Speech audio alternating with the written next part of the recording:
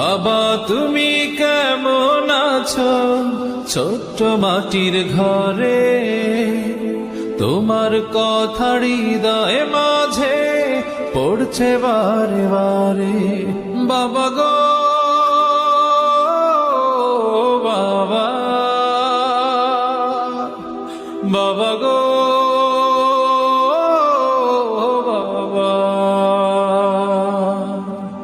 বাবা গো